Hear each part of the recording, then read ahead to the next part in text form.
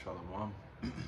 First and foremost, I'd like to give all the praise, honor, and glory to Yahweh, Bahashem, Yahweh Shai, Bahashem, Rachak Wadash. Double honors and respect to the elders and to the apostles, the great millstone. Peace and blessing to all Akim that are preaching and teaching His word with 100% truth and sincerity. And unto the men, women, and children that are listening and learning. And unto the Bayath Dawadah, the elect house of David that is scattered abroad. I give you my utmost and sincere salutations.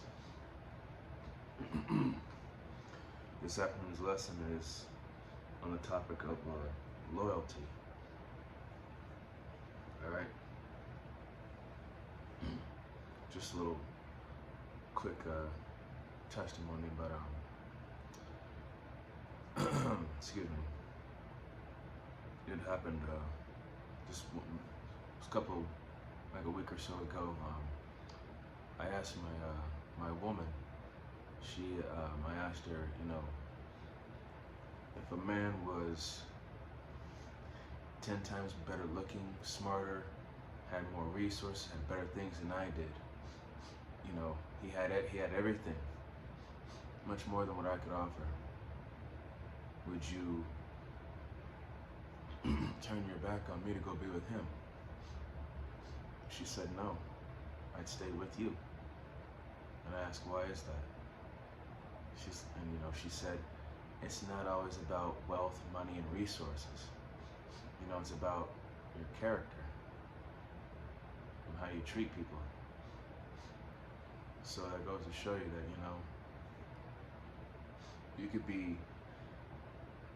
you could have an abundance of things, have so much wealth and money and all that, but it's your character, it's the person who you are, is what a person should be looking at, rather than just your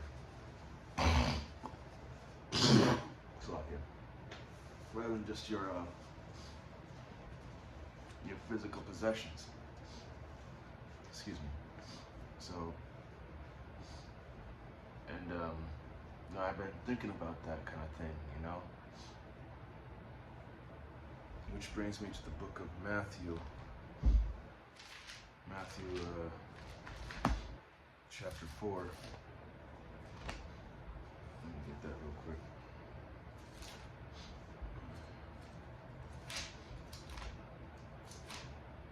Matthew chapter 4, starting at verse 1. And it says, Then was Yahweh Shai led up of the Spirit into the wilderness to be tempted of the devil. Verse 2. And when he had fasted 40 days and 40 nights, he was afterward and hungered. And when the tempter came to him, he said, If thou be the Son of Yahweh, command that these stones be made bread. Verse 4. But he answered and said, It is written, Man shall not live by bread alone, but by every word that proceedeth out of the mouth of the power. Verse 5.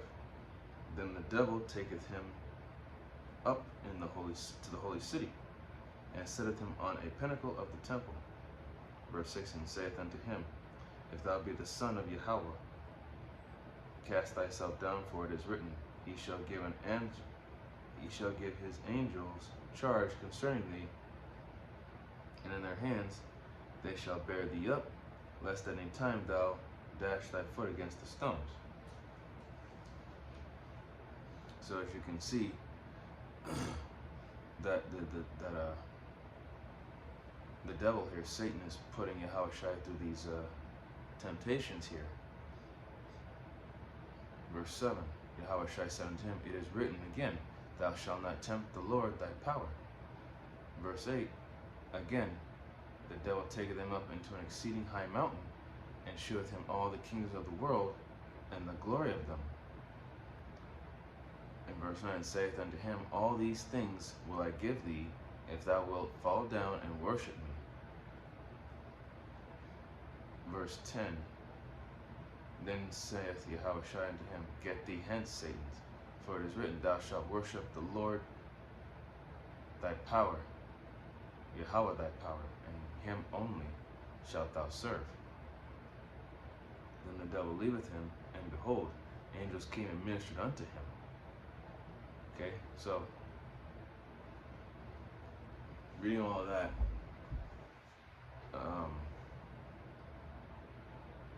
you know, temptation is a thing, and you know, I asked my woman, you know, she said that I'd stay with you. You know, it's not about a wealth and abundance. It's about character. So again, that was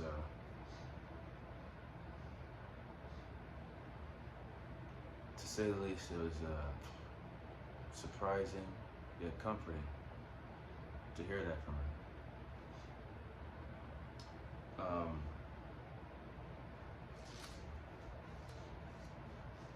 So, you know, as a woman is to be loyal to a man, how much more is a man in this truth supposed to be loyal to Yahweh Ba'Shem Yahushai?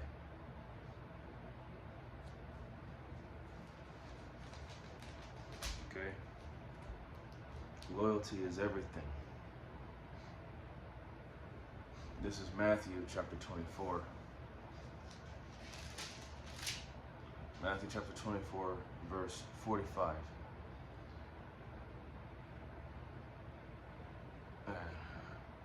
Actually, I'm going to start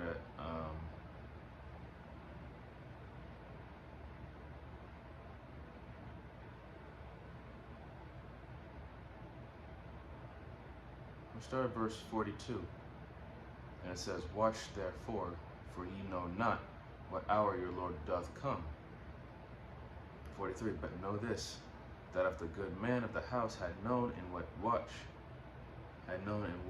the thief would come, he would have watched, but would not have suffered his house to be broken up." 44. "Therefore be ye also ready, for in such an hour as ye think not, the Son of Man cometh." Verse 45. "Who then is a faithful and wise servant, whom his Lord hath made ruler over his household, to give him meat in due season?" Okay? So, being in this ministry, you know, being a watchman, you know, the main job of being a watchman is to keep thine eyes single, you know, keep your head on the swivel, you know, and, you know, keep your eyes on the prize here. You know, pay attention and don't veer off. You know, we're supposed to be watching for the signs and for the return of our Lord Yahweh Shai. Okay? You know, fast, pray, study, you know, being, you know, immersing yourself in this is showing loyalty to Yahweh Ba'Shem Yahushai. Sticking to the doctrine that has been given to our elder apostles, starting with Apostle Tahar, Apostle Gabar, Apostle Ramlab, Apostle Akal, and the bishops and the elders underneath them, all the way down.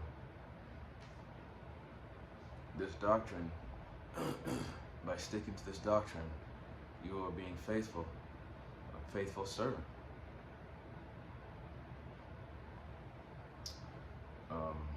Verse 46.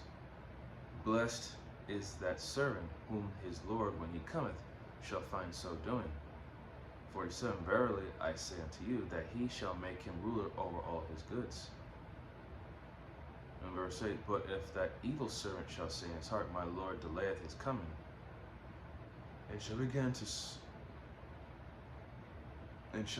smite his fellow servants, and to eat and drink with the drunken, the Lord of that servant shall come in a day when he looketh not for him, and in an hour that he is not aware of, 51, shall cut him asunder, and appoint him his portion with the hypocrites. There shall be weeping and gnashing of teeth." So, you know, when it comes to loyalties, man, it's like walking on eggshells, or you could say trying to walk through a minefield.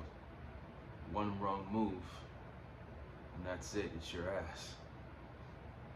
You know.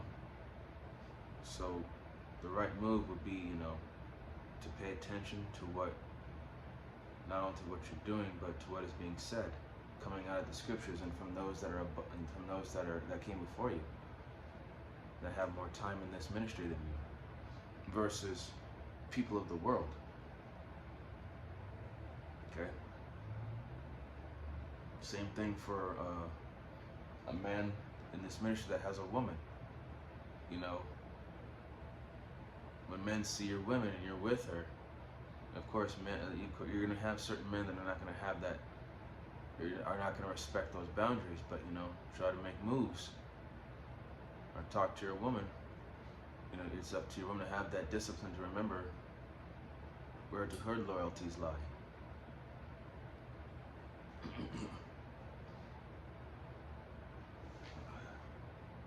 And, you know, if you become unfaithful or disloyal, as it says in verse 50, the Lord of that servant shall come in a day when he looketh not for him, and in an hour that he is not ware of, 51, shall cut him asunder and appoint him his portion with the hypocrites. There shall be weeping and gnashing of teeth. So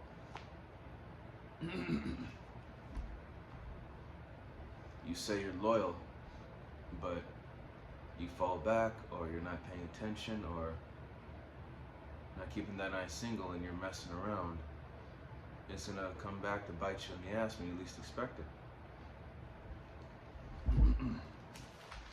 Okay, this is gonna be the book of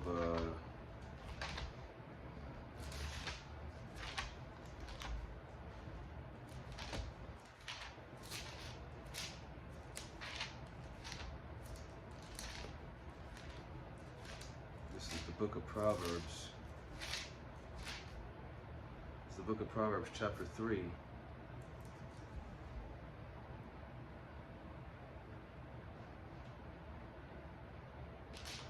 Proverbs chapter 3, verse 3, and it says, "Let not mercy and truth forsake thee. Bind them about thy neck. Write them upon the table of thine heart."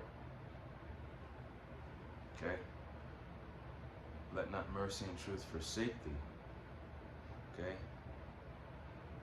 Don't let kindness and loyalty forsake thee. Okay? Don't disregard. Okay? Don't disregard mercy and truth. Okay? You know, you have to keep them in the forefront of your mind. Bind them to thy neck. Wear them as if you were wearing a necklace, like you know, like wear it like a spiritual necklace, like something that means something to you. Okay? If you just disregard it, then what's the point of wearing that necklace, that spiritual necklace? Okay? Write them upon the table of thine heart. Okay? Keep it in the forefront of your mind of why you're wearing that spiritual necklace of mercy and truth. Because loyalty requires truth, and mercy is kindness, right? All right, this is gonna be excuse me,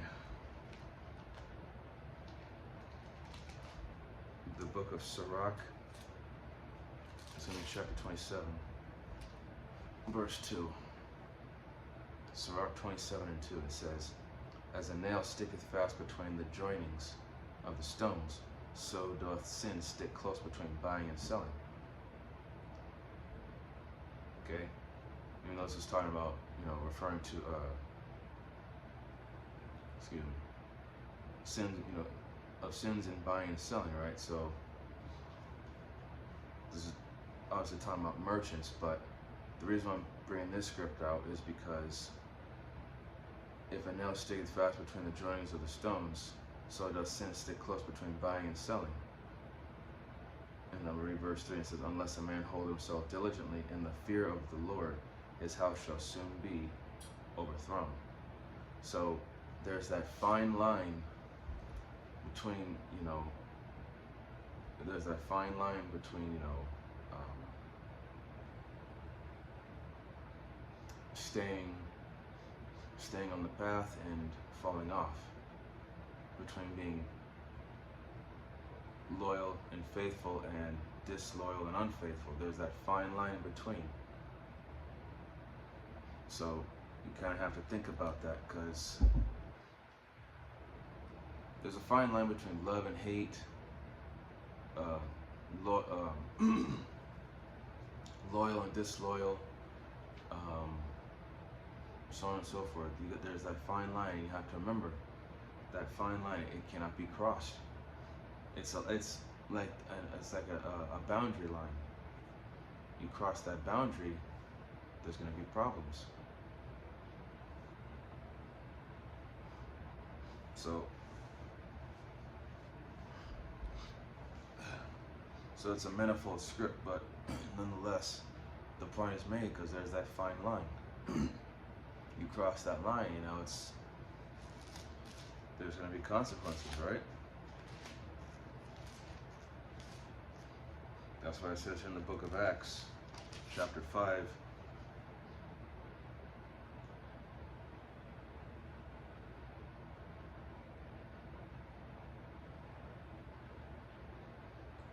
Acts chapter 5,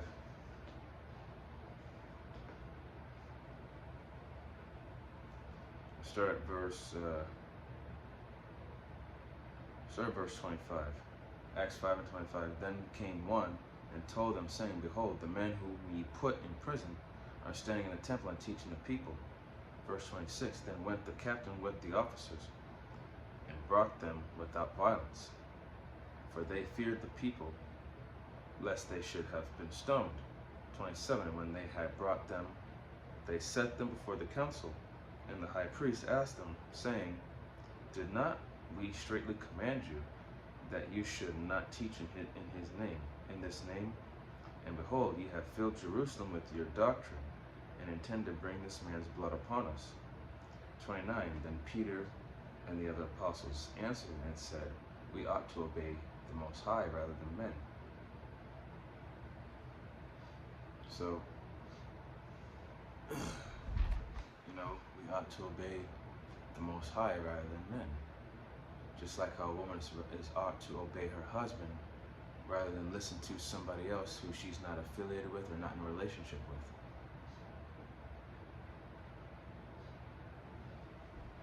So that's all I had for this. And so again, there's that fine line between loyalty and disloyalty. And basically from this truth and the world, okay? And to excuse me, there's one other script that I wanted to make the point at home here. It's in the book of James. Let me get it here. There it is. The book of James.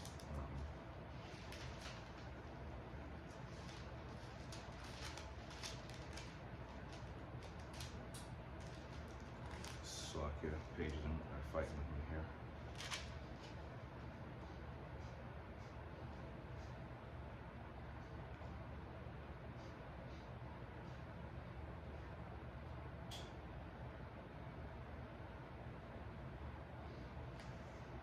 All right.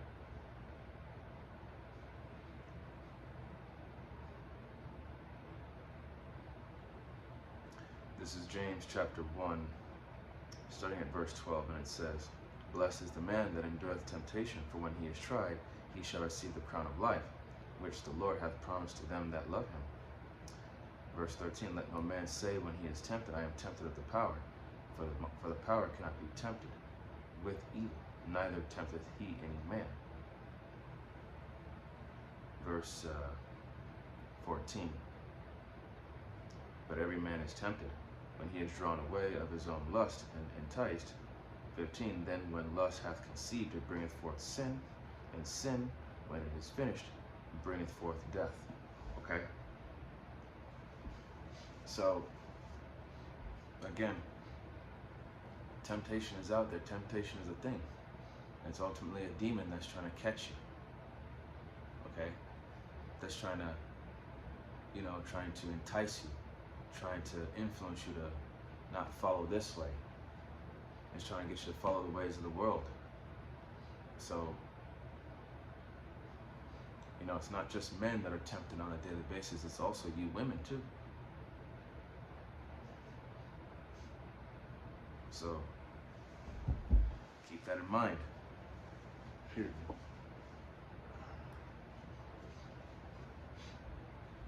So you have to realize that, there's a reason why this is a spiritual battle. Because these are the things that we have to deal with and we have to go through. Okay, it's a true test of loyalty.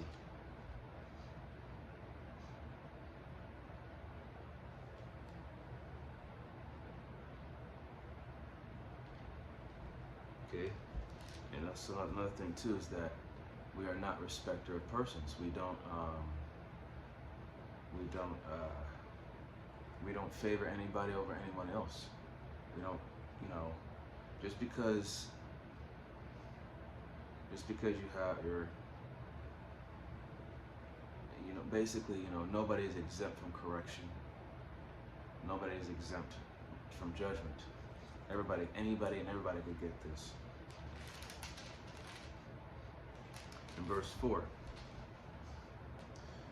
James chapter 4, verse 4, it says, "Ye adulterers and adulteresses, know ye not that the friendship of the world is enmity with the Most High? Whomsoever therefore will be a friend of the world is the enemy of the Most High." Okay. Verse 5, "Do ye think that the scripture saith in vain, the spirit that dwelleth in lust and dwelleth in us lusteth to envy?" Okay. So you have to resist and resist the temptation. Remember that this world is contrary to Yahweh Hashem Yahushua's doctrine.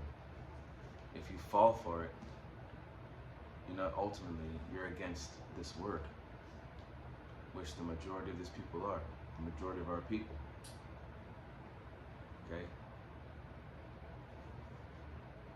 So that's why Yahweh Hashem Yahusha is not going to save all of Israel. He's only going to save a select handful. Lord willing, that we're a part of that small handful. And with that, I hope that this lesson was edifying to the body and to the few sincere believers and listeners. And with closing, I'd like to give all the honor, glory, and praise unto Yahweh, Bahashem, Yahweh Shai, Bahashem, Rachak, Wadash. Double honors and respect to the elders and to the apostles of the great millstone. Peace and blessing to all Akim that are preaching and teaching His word with 100% truth and sincerity. And unto the men, women, and children that are listening and learning.